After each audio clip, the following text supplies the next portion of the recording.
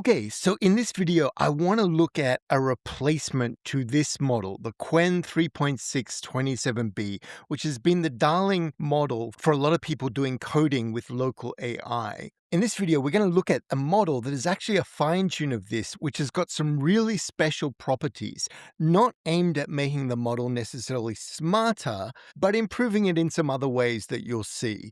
But first, I want to look at how we actually got here. So one of the things that Daniel Han had in his talk at the recent AI Engineers Summit was this plot.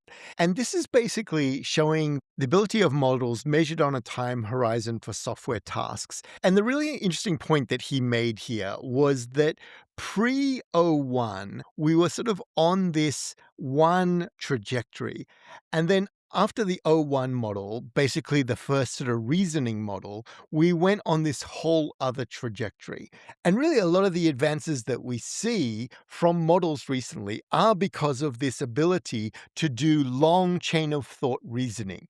So when we're talking about long chain of thought reasoning, a lot of this goes back to the paper of let's verify step by step.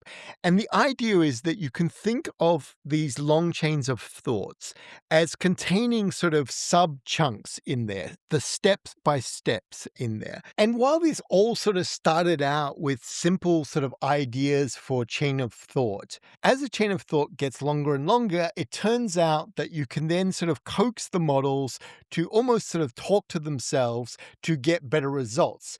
And those step-by-step components are actually sort of very specific kinds of chunks. So often it'll be something like rephrasing the problem.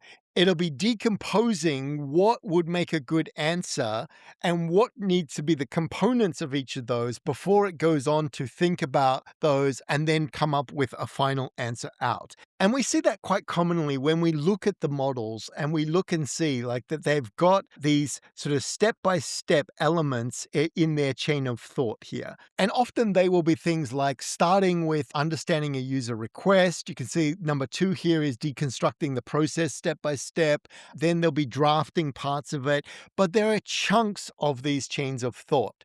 And this is what made the models get better and better over time. It started out with just longer and longer chains of thought. It also then started out doing sort of parallel chains of thought. And then over time, we've seen the shift for how do we actually get better quality steps so that we've got just the right amount of steps to get the right answer.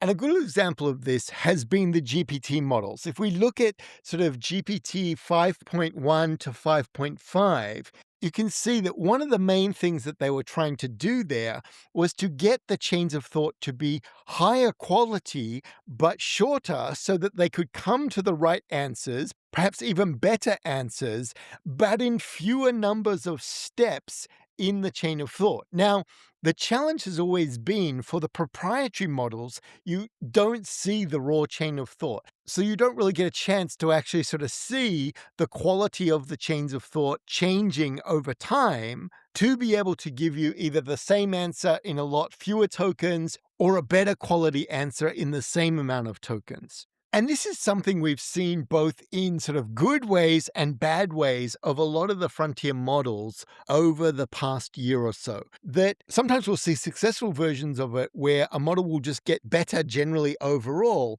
But then in other times, you'll see things like the Gemini 3.5 Flash model, where the model certainly got more intelligent, but unfortunately, it needed an insane amount of tokens to be able to do that. Meaning that the way that the model was working, those thinking tokens just weren't efficient, even though the model was more intelligent than the previous models. And we saw this very clearly with something like the Gemini 3.5 model, where you can see here that the 3.5 Flash model just uses a lot more tokens than the Gemini 3.6 model. So the main difference in those two models is just trying to keep roughly the same level of intelligence there, but consume sort of 25–30% less tokens than it previously did. So this trade-off between getting high intelligence but getting low token usage has been an ongoing battle for pretty much all of the labs.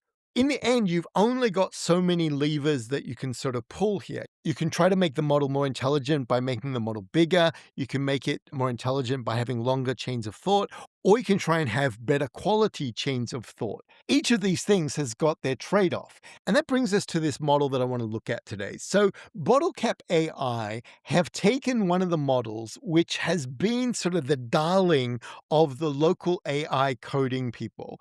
And this was the Quen 3.627B model. So this is obviously a dense model, not a mixture of experts model, but it's a size that a lot of people are able to fit this on their GPUs and then are able to actually get really good results out of it. And what BottleCap AI have focused on here is to focus on this idea of a thinking cap. So here that the whole idea is that they're aiming to fine-tune the Quen 3.627B model to keep the same level of intelligence, but to require a lot less thinking tokens to be able to get to that level of intelligence. And you can see that the result that they got out here is 46% fewer reasoning tokens on average. They've still got comparable benchmark performances to what they've got. They've got fewer sort of reasoning loops where it just gets into these sort of loops of just repeating different steps of the long chain of thought. And then obviously, once you're using less tokens, you're going to get lower latency, you're going to get lower inference costs, and ideally, you're going to get the same level of intelligence just with a lot shorter chains of thought in here. So they benchmarked this themselves on 12 different benchmarks, and they claim that this model produced nearly identical accuracy, but using almost half the amount of thinking tokens that the previous version did. And you can see here that they've got an example of where they're comparing their fine tune, getting to an answer much quicker than just the straight Quen 3.627B in there. So their goal is very simple. Just reduce the amount of thinking tokens, reduce the long chain of thought, yet be able to preserve the quality of the final outputs out. And you can see that when we look at their training approach, unfortunately, they don't give us a data set. That's what I would love to have here is the data set that they actually use. So you could use this for other models that are out there. But you can see here that they talk about their training objective as being more efficient reasoning rather than just simply rewarding correctness. Now, they don't really talk about whether they've done this with reinforcement learning, whether they've just done it purely with supervised fine tuning, but you could imagine that it's probably a bit of both in here. So they talk about that their evaluation method required multiple runs of this, obviously, and then using multiple seeds in the runs to reduce noise. They've done it on a number of different benchmarks, and they've been able to put all of this together. So when we come in and look at the benchmarks here, you can see that when they're comparing the different benchmarks, these were the original benchmarks, and these are the ThinkingCap versions in here. So it's pretty easy to see on most of them, they're getting very similar scores, but just using a lot less tokens. So you can see this is the tokens on the base one. This is the tokens on their post-trained version in here. So I think let's jump in and actually have a play with the model and see how it actually does for a variety of these different tasks. All right, so if I come in here and look at using the model, I've got two models here that I've set up endpoints for. So one of them is just the standard Quen 3.627B instruction tuned with a quant 4 of it. This is from the Unsloth quants. And then the second one is the ThinkingCap model. Again, this is the 27B with the 4-bit version of it. So you can see here we're using the standard Quen model. And on this algorithms question, we're getting 3,000 tokens of thinking, and then we've got our answer. If we look at the exact same question with the ThinkingCap one on, we've got quite a bit less of the thinking tokens, in this case where it's sort of 2200. And that's really what this model is all about, right? Is that it should get you sort of the same level of intelligence, but just with less thinking tokens in here. Now, it's really interesting to sort of look at this at the thinking tokens. So you can see here, when I was talking about the sort of step-by-step stuff before, the first step here is understand the user request. Second is identify the core algorithm. Third is formulate the algorithm, and then it will go on. So if we look at the ThinkingCap version, How different are those things? Well, it turns out that they're not that different at the start. Understand the user request, identify the core algorithm, formulate the algorithm. And so you'll see that the idea here is each of these steps, the model ideally, if it's going to get smarter but not need as many sort of steps in its chain of thought, that it's going to basically prune out the ones that don't help it get to the final answer in there. So that's an example of doing a sort of algorithms one. If we look at the long essay one, you can see same sort of thing. Here we've got 1800, 1900 tokens for the thinking. We've got analyze user request, identify key constraints and challenges, outline structure. If we come to the ThinkingCap version, the ThinkingCap version is about 500 tokens less on the thinking, but we've got similar kinds of things. Analyze user request, identify key constraints and challenges, outline structure. And you'll see this, and you can sort of go down and actually look at what's going on for each of these as you go through. Now, really, I kind of feel there's not a lot of point in me going through lots of these examples too much. I have tried it with the 16-bit model. The 16-bit version of the model seems to work very nicely.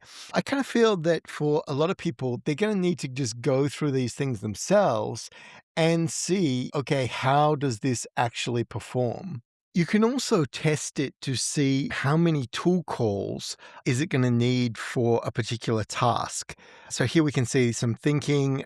This is the sort of standard Quen model.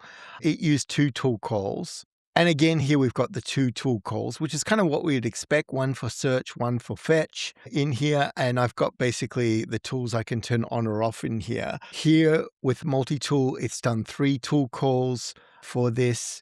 Let's see. For the same thing, we've still got the 3 tool calls, but you can see in this case, we've actually used more tokens on the ThinkingCap version. And this is something that I think you've got to sort of experiment for your particular use case. Is it going to be shorter or not? A lot of the times for me, it seems to be, especially in things related to coding, hard math, logic puzzles, those sorts of things. It seems to have been trained to respond to those, which is probably good because a lot of people are using this as the sort of local coding model. I definitely find, though, for some of the sort of long essay stuff, it can be a bit hit and miss. And the challenge is you really need to be able to run it multiple times on the same prompt to get a sense of how these things actually work. So overall, just to finish up, I would say if you are actually using this Quen 27B model for coding or for doing any sort of local stuff like that, you should try the ThinkingCap model out, as it is just basically a drop-in replacement for the other one. Everything else about it should be just the same. And like I showed you, that even the thinking is going to have a lot of the same steps in there. And in my testing, I certainly haven't seen that it's any less intelligent than the Quen 3.627B, the normal version of this model. So it's certainly an interesting idea that they've got going here. I do wonder, though, if as we see Quen 3.727B come out or 3.827B come out, if it comes out as open weights, of course, that we actually may see a lot of these improvements baked in to the future dot releases of the models as they basically improve the post-training and make the model more efficient. So check out the model on Hugging Face. They've got a GGUF version and an FP8 version so that you can try these out very quickly and just drop them into a project where you're already using these.